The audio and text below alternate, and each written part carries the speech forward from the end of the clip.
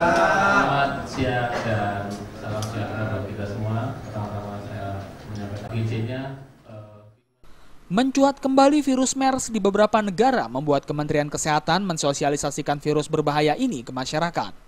Direktorat Jenderal Pengendalian Penyakit dan Penyihatan Lingkungan (P3L) Kementerian Kesehatan menghimbau masyarakat untuk turut mengetahui pencegahan untuk penularan serta penanganan virus yang sudah memakan 471 korban jiwa ini.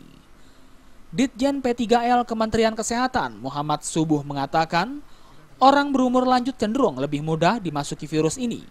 Virus MERS sendiri dapat menular melalui percikan dahak saat batuk atau bersin, serta melalui kontak dengan benda yang terkontaminasi virus. Adapun gejala yang paling dirasakan penderita virus MERS adalah demam tinggi di atas 38 derajat Celcius, batuk dan sesak nafas dalam masa inkubasi 2 hingga 14 hari sejak virus MERS masuk ke tubuh. Masyarakat diharapkan mengerti pentingnya pemahaman terhadap virus berbahaya ini. Dengan begitu, keselamatan individu dan masyarakat umum dapat terjaga. Makanya terus-menerus kita lakukan sosialisasi. Kita harapkan surat edaran saya kira bersama-sama dengan Direktorat Jenderal yang ada Kementerian Agama ya untuk bisa melakukan ini secara aktif dan juga dengan maskapai penerbangan. Kita selalu mengingatkan.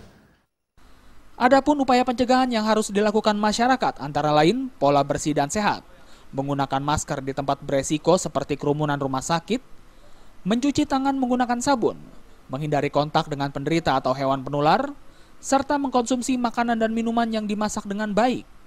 Sedangkan untuk masyarakat yang mengalami gejala MERS, dapat menuju pusat kesehatan yang nantinya akan dirujuk ke laboratorium milik Kementerian Kesehatan guna penanganan lebih lanjut.